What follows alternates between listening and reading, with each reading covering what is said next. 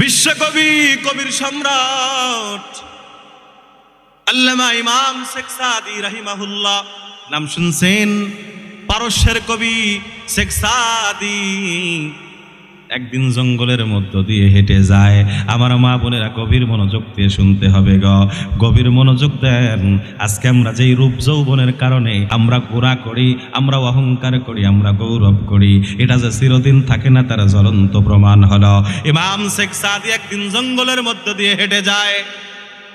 হঠাৎ করে লক্ষ্য করলে জঙ্গলের মাঝে ছোট্ট একটা সুপ্রির সামনে ছোট্ট একটা উঠানের মধ্যে আকাশের রৌদ্র পড়েছে।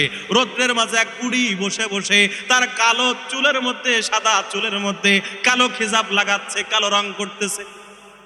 কি করে? এক বুড়ি কুজো হয়ে গেছে, বয়সের ঘরে নীল দ্বারা বাঁকা হয়ে গেছে, শিরার উপরে বসে বসে চুল পেকে গেছে, চুলের মধ্যে কালো রং করতেছে। ইমাম শেখ সাদি ডাক দিয়ে, কবি মানুষ তো কবিত্ব চলে আসলো, কবি ভাব, কবিরা জিনিস দেখলে তাদের মধ্যে কবিতা চলে আসে, কথা কন ঠিক কিনা? ইমাম শেখ সাদি ডাক দিয়ে কয়, এক বুড়ি বসি রঙ্গসি ঘষি কালো করিতেছিল কেশ, বলিলাম গো বুড়িমা তোমার বুদ্ধি আছে বেশ, সাদা চুলে কালো রং মাখিলে হয়তো কালো হবে, কিন্তু বুড়ি বলো তো দেখি তোমার ওই বাঁকা পিঠ কোন মলমে সোজা হবে? আসল জায়গা বাইরে দিচ্ছে না?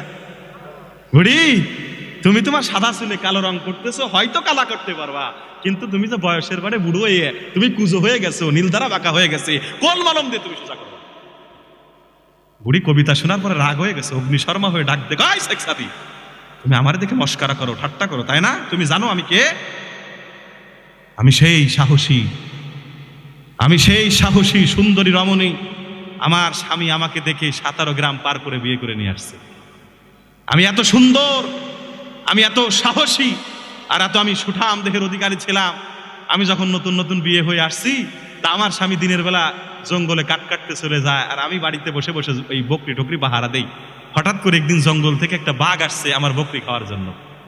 শেখ সাদি তুমি জানো না আমি এত সাহসী ছিলাম, এত শক্তিশালী ছিলাম, আমি সেই বাঘের সাথে যুদ্ধ করে পাল্লা দিয়ে বাঘের মুখ থেকে আমার ছাগলকে তাড়িয়ে এনেছি। ও শেখ সাদি, আজকে বয়সের ভারে আজকে আমি বুড়ো হয়ে গেছি, আজকে আমি চুল কুচকে গেছি, আজকে আমার নীল দ্বারা বাঁকা হয়ে গেছে, আজকে আমার কালো চুলগুলো সাদা হয়ে গেছে, আমার কালো ভুরুগুলো আজকে সাদা হয়ে গেছে। আমার মা, ও আমার বোনেরা, স্পষ্ট শুনতে হবে, আজকে তুমি তোমার কালো চুল, তুমি তোমার কালো কেশ, আজকে তুমি তোমার সৌন্দর্য, আজকে তুমি তোমার সুঠাম দেহ, আজকে তুমি তোমার ক্যারিয়ার, তুমি তোমার কোয়ালিফিকেশনের মাধ্যমে গুনাহ করতেছো, অহংকার করতেছো, তোমারও একদিন আসবে।